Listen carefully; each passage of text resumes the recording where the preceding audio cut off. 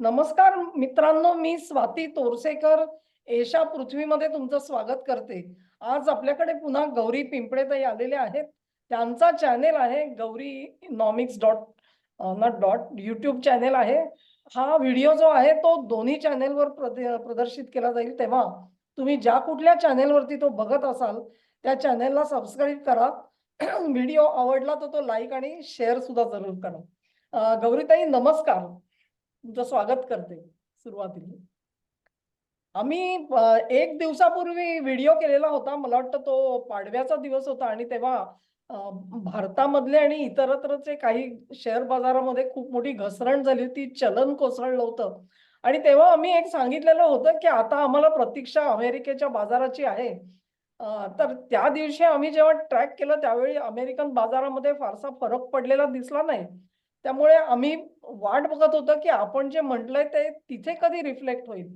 तर ते बरोबर जवळ-जवळ 24 तासांनी रिफ्लेक्ट झाल्यासारखं दिसतंय आणि कालच्या दिवसामध्ये एक मोठी घटना घडली अमेरिकन स्टॉक मार्केटमध्ये. ती नेमकी काय आहे त्याच्याबद्दल आज गौरीताई आपल्याला माहिती देणार आहेत. तर गौरीताई, तुम्ही तुमची जी माहिती आहे आणि तुमचं विश्लेषण दोन्ही ऐकायला आम्ही उत्सुक होतो आज. नमस्कार. काल अमेरिकन स्टॉक मार्केटमध्ये संपूर्ण बघितलं तर $1 ट्रिलियन लॉस झालेला आहे. $1 ट्रिलियन म्हणजे खूप मोठा लॉस आहे. आपल्याकडे ट्रिलियन आपली इकॉनॉमी 4 ट्रिलियनची आहे. हो, म्हणजे 4 ट्रिलियनची जवळ-जवळ आहे. 3 म्हणजे महिन्याचं उत्पन्न संपलं तिकडे आपलं आपलं असं धरा. हो हो. म्हणजे ह्याच्यामध्ये $1 ट्रिलियन म्हटल्यानंतर काही वेळेस असं सांगावं लागतं की तुम्ही ना ट्रिलियन ते आकडे लिहून बघा किती शून्य आहे. 15. 15 शून्य, एकावरती 15 शून्य म्हणजे एवढा मोठा आकडा दिसल्यानंतर लक्षात येतं ट्रिलियन म्हणजे काय आणि केवढा मोठा लॉस झालेला आहे. म्हणजे आता अमेरिकन इकॉनॉमीची व्याप्ती मोठी असल्यामुळे 1 ट्रिलियन म्हटल्यानंतर त्यांच्यासाठी ते खूप लहान झाले. त्यांची $30 ट्रिलियन इकॉनॉमी आहे म्हणून $1 ट्रिलियन कमी आहे. पण तरी लहान किती देश त्या 1 ट्रिलियन मध्ये बसतील इकॉनॉमीचे हे आपण काउंट केलं तर बरेच असे असतील लहान लहान देश की ते $1 ट्रिलियन इकॉनॉमी मध्ये बसतील. तर इतका मोठ्या प्रमाणावर लॉस झालाय आणि हा लॉस एक दाखवतो की अमेरिकन अर्थव्यवस्था म्हणण्यापेक्षा डॉलरवरचा विश्वास थोडाफार डळमळीत झालाय. आणि त्याचं कारण असं तुम्ही एक स्क्रीन शेअर करा ना, तो तुमच्याकडे आहे तो. हो हो हा, तो अतिशय इंटरेस्टिंग स्क्रीन आहे गौरीताईंकडे. तो आपण बघूया आता. सगळी मजा त्याच्यामध्ये दडलेली आहे. हा, राईट. हा ज्यांनी बनवलाय त्यांनी इतका म्हणजे काय म्हणू आपण त्यांना त्यांच्या टॅलेंटला खरंच एक सलाम करायला पाहिजे की त्यांनी स्ट्रेट ऑफ हॉर्मोज बेस मध्ये दाखवलाय आणि तो त्याचा एकच हे दाखवलाय एक काय म्हणतो आपण दगड सारखा दाखवलाय आणि तो काढून घेतल्यानंतर वरच्या सगळ्या डोलारा त्याच्यावरती अवलंबून आहे. विजन एका 2040. खांबावरती जगाची अर्थव्यवस्था हो दाखवली आहे त्यांनी. फार तुमचे हो इथले एआय ऑप्टिमायझेशन, डेटा अनालिसिस वगैरे पर्यंत गेलेले आहेत, पण ते सगळे मनोरे हे एका होर्मुजच्या आखातावरती कसे अवलंबून आहेत. त्याचं खूपच सुंदर चित्र तयार केलेलं आहे. आता तुम्ही सांगू शकता. हो. आणि याच्यामध्ये स्ट्रेट ऑफ हॉर्मुझ मधून तेल बाहेर येतं ते त्याच्यावरती परिणाम झाल्यानंतर ते तेल ज्या ज्या व्यवसायामध्ये वापरलं जातं वेगवेगळ्या प्रकारचे खरं तर ते वेगवेगळ्या प्रकारचे रासायनिक पदार्थ आहेत. फक्त तेल आणि नैसर्गिक वायू म्हणण्यापेक्षा वेगवेगळ्या प्रकारचे रासायनिक पदार्थ आहेत आणि ते बऱ्याच वेगवेगळ्या उत्पादन करण्यासाठी मॅन्युफॅक्चरिंग इंडस्ट्रीज मध्ये वापरले जातात. त्यामुळे काय त्या सगळ्या व्यवसायांना त्या सगळ्या उद्योगधंद्यांना याचा फटका बसणार आहे इथपर्यंत डेटा अनालिटिक्स पर्यंत. म्हणजे डेटा अनालिटिक्स म्हणजे एआयशी रिलेटेड जे काही असतील प्रोडक्ट्स त्याच्या उत्पादनावरती सुद्धा परिणाम होणार आहे. त्याच्यामुळे तो परिणाम इतका मोठा आहे की लॉंग रेंज स्ट्रॅटेजिक प्लॅन मध्ये स्ट्रेट ऑफ हॉर्मुझ इतकी महत्वाची आहे. तो एक खांब काढल्यानंतर अख्खा तो डोलारा कोसळून पडेल असं एकूण चित्र आहे. या चित्रावरून हे दिसतंय आणि आपल्याला ते हे चित्र असल्यामुळे सहज लगेच लक्षात येतं की काय काय त्याच्यावर अवलंबून आहे हे.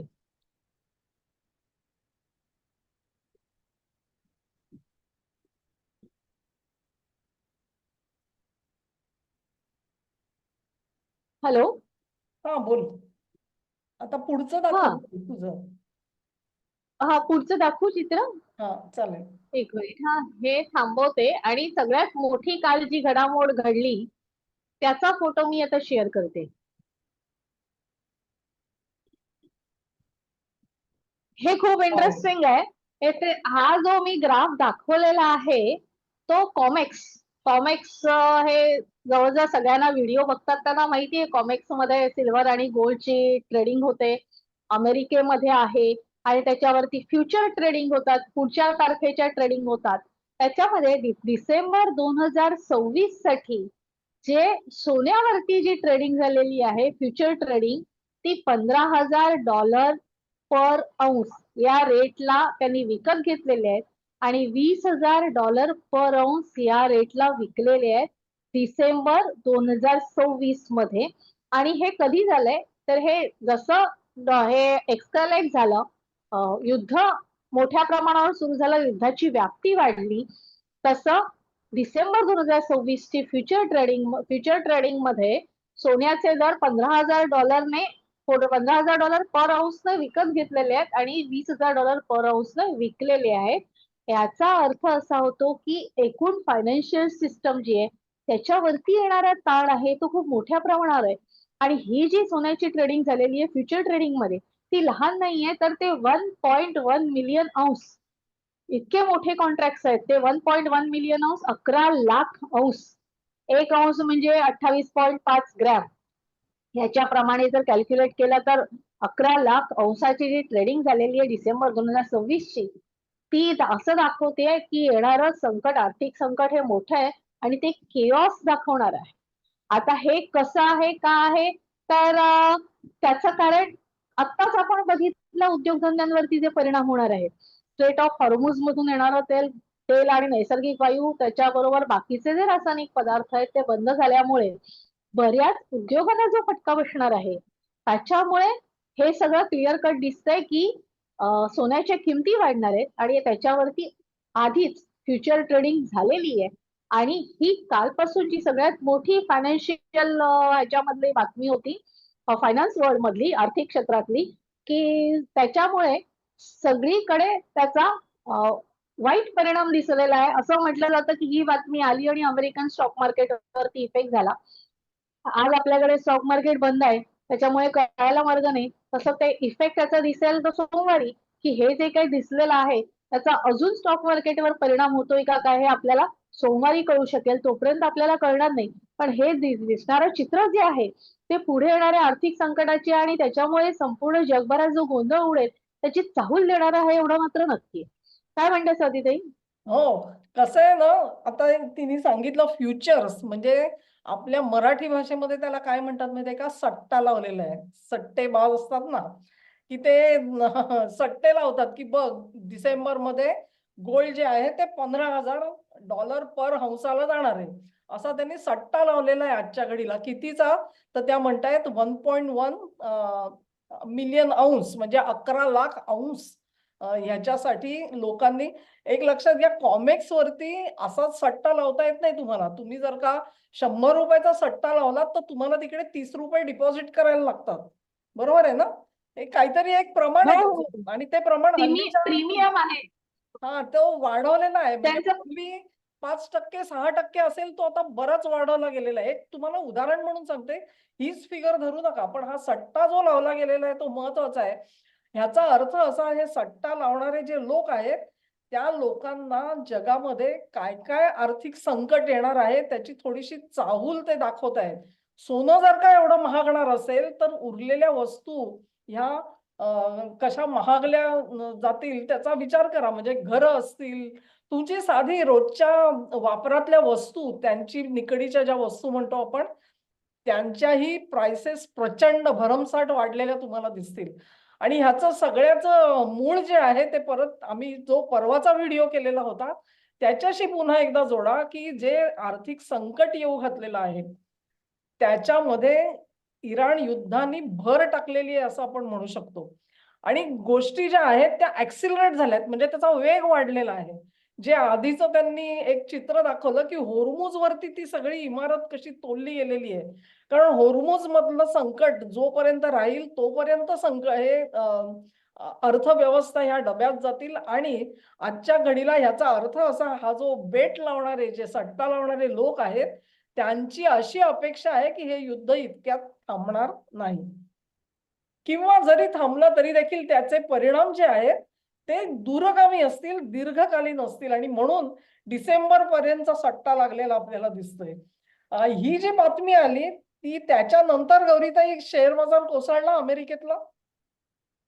हो, हो. हां आणि त्याच्यात त्याच्यानंतर शेअर बाजारात हो, $1 ट्रिलियन वाईप आउट झाले.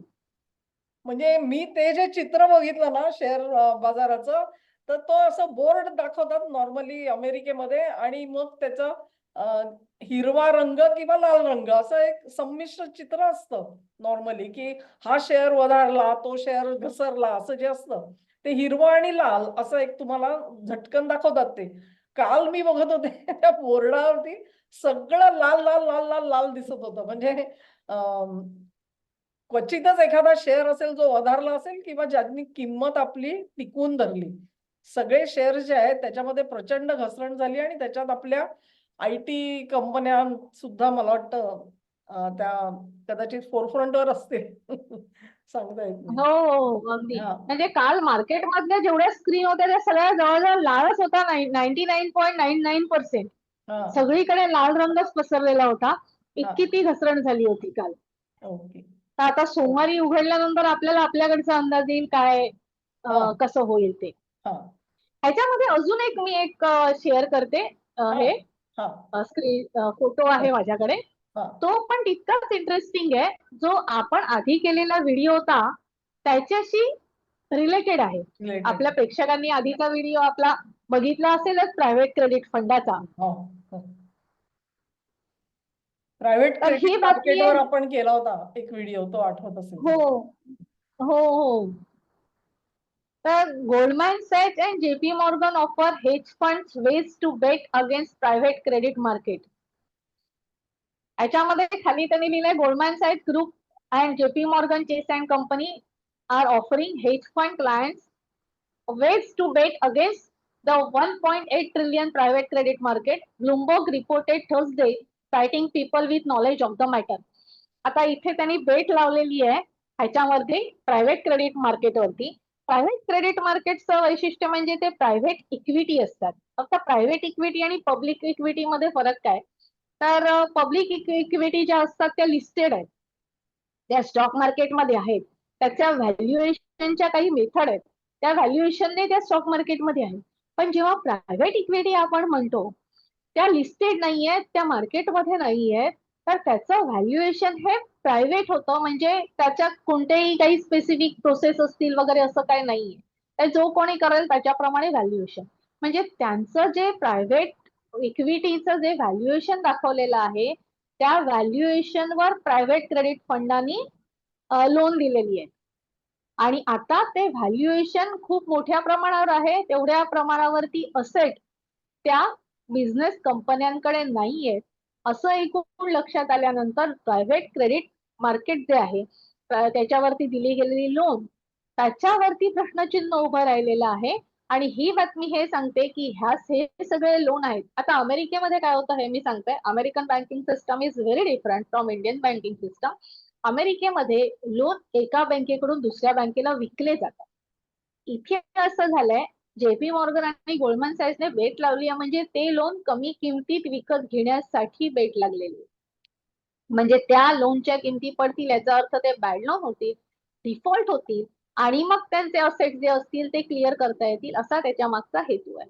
आणि हे इतकं डिटेलमध्ये आपण का चाललोय कारण याची जी सिमिलॅरिटी आहे हाच अगदी तसाच पॅटर्न बघितला गेला होता सबप्राईम क्रायसिस जेव्हा झाले होते 2008 मध्ये जी अमेरिकेमध्ये मंदी आली होती त्याचा बऱ्याच सेक्टरना फटका बसला होता. बँकिंग सेक्टरला सगळ्यात मोठा फटका बसला होता. त्याच्यामध्येही अगदी तसाच पॅटर्न दिसला आहे. म्हणून आत्ताही तसंच म्हटलं जातंय की 2008 सारखंच घडेल किंवा त्याच्यापेक्षा मोठा काहीतरी आर्थिक संकट येईल का काय अशी शक्यता वर्तवली जाते आहे. स्वातीताई काय हां. वाटतंय तुम्हाला? खरंय. म्हणजे आता बघा तुम्ही, की तिने ज्या गोष्टी तुम्हाला दाखवल्या त्यातून तुमच्या लक्षात येईल, की आर्थिक व्यवस्थेबद्दलचं जे मूल्यमापन केलं जातंय, त्याचा आधार म्हणून 2 स्वतंत्र गोष्टी तुम्हाला इथे दाखवल्या गेल्या. हे गोल्डमन झाक आणि ही जी कंपनी आहे जे.पी. मॉर्गन यांनी जर का हेज फंडच्या क्लायंट्सना फ्युचर्समध्ये जायला सांगितलं असेल प्रायव्हेट म्हणजे ते काय म्हणतायत, की त्याचे प्रायव्हेट क्रेडिट फंड आहेत ते तर घसरणारच आहेत. त्याच्यावरही सट्टा लावा. असं बरोबर ना गौरीताई? अर्थ त्याचा हो, तोच आहे हो. ना? हो, हां. हो, अगदी तसाच आहे अर्थ. म्हणजे थोडक्यात तुम्ही अगदी. जर का अट्टल सट्टेबाज असाल, तर तुम्हाला मार्केट आत्ता सुद्धा पैसे कमवायला संधी देतंय, असा त्याचा अर्थ आहे. पण असे लोक कमी असतील कारण त्याच्यामध्ये धोका जबरदस्त असतो आणि स्टॉक मार्केटमध्ये एंटर करणारे लोक असतात, ते सगळेच काही असा प्रचंड एका टोकाचा धोका पत्करायला तयार नसतात. पण हे जे ती दाखवते ते अत्यंत गंभीर आहे. हसण्यासारखं खरं म्हणजे बिलकुल नाही. कारण 2008 सालचा जर का तुम्ही क्रायसिस आठवलात, तर त्यावेळेला अमेरिकन सरकारनी सरतेशेवटी लिक्विडिटी पुश केली सिस्टममध्ये. सरकारला पैसा ओतावा लागला त्यावेळेला कारण बँकांकडचा सगळा पैसा संपून गेला होता. तुमचे भले बँकेमध्ये तुम्ही 20 लाख रुपये ठेवले असतील, पण जर का आत्ताच्या घडीला तुम्हाला इथून जाऊन 5 किलो तांदूळ आणण्यासाठी जर का तो पैसा तुम्हाला काढता येत नसेल, तर तुमच्या मनाची घालमेल कशी होईल कल्पना करू शकता तुम्ही. ही अवस्था अमेरिकेत तेव्हा आलेली होती. आणि हा जो क्रायसिस त्या सांगता आहेत गौरीताई, तो त्याच्या दिशेने चाललेला आहे, त्या अंगाने चाललेला आहे. त्याचं स्वरूप जे आहे ते 2008 एवढंच असेल का त्यापेक्षा आणखी भीषण असेल. याबद्दल सध्या लोक तरतम करत असतील कदाचित. पण दिशा मात्र आता ठरलेली आपल्याला दिसते आणि मुदत त्याची काय असेल त्याचा काही अंदाज सांगितलाय का गौरीताई? काही सांगू शकत नाही आपण. हा जो प्रकार आहे तो इतका विचित्र आहे म्हणजे आपल्याला हसायला येते कारण इंडियन बँकिंग सिस्टम मध्ये असे काही प्रकार नाहीयेत. हे सगळे अमेरिकन बँकिंग सिस्टमचेच प्रकार आहेत. आणि एक तुमच्या लक्षात येईल अमेरिकन स्टॉक मार्केटचा ट्रेंड त्यांचे फ्युचर्सचे ट्रेडिंग असतात ना त्याच्यावरती त्यांच्या बेट फार जबरदस्त असतात. ते हां. काय एवढ्या ऑब्सेस आहेत फ्युचर ट्रेडिंग साठी मला माहित नाही. पण अमेरिकन मार्केट हे मोस्टली फ्युचर ट्रेडिंग वरती फार ऑब्सेस्ड आहे. आणि त्याच्यामुळे त्यांच्याकडे आता इथे आपण एक विषय केला की इथे असं कोण बेट लावणार. तर ह्या बेट लावणारे इन्व्हेस्टमेंट बँकर्सच असतात. म्हणजे मोठी जी इन्व्हेस्टमेंट बँकर्सची नावं आहेत इथे दोन आहेत गोल्डमॅन सॅच आणि जेपी मॉर्गन. त्याच्यामुळे मॉर्गन स्टॅनले असेल किंवा अजून बँक ऑफ अमेरिका असेल असे मोठे इन्व्हेस्टमेंट बँकरच याच्यामध्ये बेट लावतात. ह्याच्यामध्ये इथे अजून कोणाला जर ह्याच्यामध्ये इंटरेस्ट असेल तर एक छोटीशी गोष्ट मला सांगायची आहे की 2008च्या सबप्राईम क्रायसिस मध्ये झालं होतं असं जे बॅड लोन्स आहेत म्हणजे जे रिकव्हर होत नाहीयेत जे डिफॉल्ट मध्ये गेले ते सगळे एकत्र केले गेले. तर त्याला नाव दिलं सेंट्रलाइज डेट ऑब्लिगेशन. आणि ते एका बँकेकडून दुसऱ्या बँकेकडे विकले गेले. का विकले गेले? जेव्हा ते एकत्र झाले तेव्हा त्यांचं रेटिंग वाढलं. जे रेटिंग सी ला होतं किंवा बी मायनस ला होतं ते रेटिंग ते एकत्र केल्यानंतर ट्रिपल ए ला गेलं. आणि मग हे एकत्र आलेले सेंट्रलाइज डेप्ट ऑब्लिगेशन त्या इन्व्हेस्टमेंट बँकर्सने विकत घेतले त्याच्यावर बेट लावल्या आणि मग पुढे जो काही क्रायसिस झाला. अगदी तसंच इथेही सेंट्रलाइज लोन ऑब्लिगेशन क्रिएट झालेले आहेत. म्हणजे जे बॅड लोन्स आहेत जे रिकव्हर होत नाहीयेत ते एकत्र झालेले आहेत आणि त्याचा जो एक आपण म्हणू गठ्ठा ट्रांचे केलेला आहे त्याला रेटिंग वाढवलेली आहे आणि ती वाढवलेली रेटिंग असल्यामुळे एका इन्व्हेस्टमेंट बँकेकडून दुसऱ्या इन्व्हेस्टमेंट बँकेकडे ते विकले जातात आणि त्याच्यामध्ये त्यांना विक्री खरेदीला ते सोपं पडतं. पण हे पुढे जाऊन कोणत्या मोठ्या क्रायसिसकडे जाणार आहे त्याचा काही अंदाज आत्ता नाहीये. म्हणजे इन्व्हेस्टमेंट बँकर सुद्धा याच्यामध्ये काही कोणाला सांगत नाहीत. पण खरी परिस्थिती ही अशी आहे आतापर्यंत जे दिसून आलेला आहे ट्रेंड तो असंच झालेला आहे की तेव्हा जे सीडीओ सेंट्रलाइज डेट ऑब्लिगेशन होते तसेच आता सेंट्रलाइज लोन ऑब्लिगेशन क्रिएट झालेले आहेत. आणि आता इथे गंमत सांगते तुम्हाला तुम्ही जर सीडीओ म्हणून सर्च केलं गुगलवरती तर तुम्हाला येईल की अमेरिकन बँकेमध्ये बँकिंग सिस्टम मध्ये हे वापरली गेलेली टर्म आहे.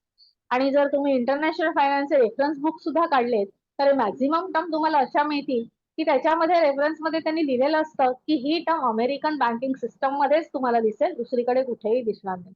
म्हणजे अमेरिकन बँकिंग सिस्टम ही जगापेक्षा फार वेगळी चालते. आणि त्यांना जो प्रिव्हिलेज मिळालाय गेल्या 80 वर्षाचा तो त्यांनी व्यवस्थित वापरलेला आहे स्वतःला हवा तसा. आणि त्यामुळे त्यांच्यावरती परिणाम झाल्यावर इतर देशांवरती परिणाम झाला होतात त्याचं त्यांना काहीही पडलेलं नसतं. ते फक्त स्वतः डॉलर मस्तपैकी प्रिंट करतात आणि स्वतःचा जो ऍडव्हान्टेज आहे तो घेतात. एवढंच या आतापर्यंतच्या क्रायसिस मधून दिसून आलेलं आहे. काय म्हणाल स्वातीताई? म्हणजे एक पहिलं आश्वासन द्यायला पाहिजे आहे, की भारतामध्ये असं काही घडणार नाहीये. कारण आपली बँकिंग सिस्टीम सुदृढ समजली जाते. त्याच्यामध्ये जे चेक्स एंड बॅलन्सेस आहेत, ते तसेच्या तसे ठेवलेले आहेत. त्यामुळे तिकडचा जो क्रायसिस आहे, तो तुम्हाला स्टॉक मार्केटमध्ये त्याचा थोडाफार परिणाम कदाचित होईल भारताच्या. पण तुमचं बँकिंग जे आहे ना, ते ज्या पद्धतीने तिकडे कोसळतं, तसं इथे पूर्ण कोसळले. एक बँक कोसळली म्हणून दुसरी कोसळली म्हणून तिसरी कोसळली. ही जी चेन झाली 2008 मध्ये तसं भारतामध्ये होऊ शकत नाही. कारण आपल्याकडे तसे चेक्स एंड बॅलन्सेस ठेवलेले आहेत. त्यामुळे गंमत अशी आहे, की मला ते त्या सट्टा ह्या प्रकारामुळे मला हे वाटतं आणि आणखी एक रेफरन्स कदाचित गौरीताई त्याचा जास्त आपल्याला विशद करून सांगतील. ह्या लोकं तुम्ही म्हणाल, की हे एवढं धाडस होतं कसं ह्यांचं एवढे मिलियन्स ऑफ डॉलर्स ते सट्टे कसे काय लावतात? तर आता सध्याच्या घडीला चांदीवर सुद्धा असेच सट्टा लावलेला होता आणि मग जेव्हा लक्षात आलं, की अरे आपण तर घाट्यात जाणार आहोत असे सट्टे लावून. ते झाल्याबरोबर हे जे सगळे मोठी-मोठी एक्सचेंजेस आहेत ना, त्याच्यामध्ये अचानक टेक्निकल ग्लिच निर्माण झाला आणि काय झालं त्याचं वर्णन सांगा? ते तर म्हणजे हं. कमाल आहे. टेक्निकल ग्लिच त्यांनी प्रत्येक वेळेला त्यांचे जेव्हा शॉर्ट पोझिशन्स क्लिअर करायचे असतात. आता चांदीचे शॉर्ट पोझिशन्स मध्ये सांगते काय आहे. त्यांनी ती हे केली दर कमी होतील म्हणून विकत घेतली आणि ऑलरेडी चांदी विकलेली होती. पण ती त्यांच्या हातात नव्हती. आणि मग ती विकलेली असते ती त्यांना जेव्हा त्यांचे मॅच्युरिटी पिरियड असतो तेव्हा एकतर चांदी डिलिव्हर करायची असते किंवा कॅश सेटलमेंट करायची असते. आताची परिस्थिती अशी होती की त्यांच्याकडे इन्व्हेस्टमेंट बँकर्सकडे चांदीही नव्हती आणि कॅशही सेटलमेंटला नव्हती आणि म्हणून टेक्निकल ग्लिच आता रिसेंटली जर महिनाभरात तुम्ही बघितलं तर बऱ्याच वेळा टेक्निकल ग्लिचमुळे कॉमेक्स मार्केट बंद झालेलं आहे अशी बातमी आली. मग ते बंद झालं की 3-4 तासासाठी बंद व्हायचं.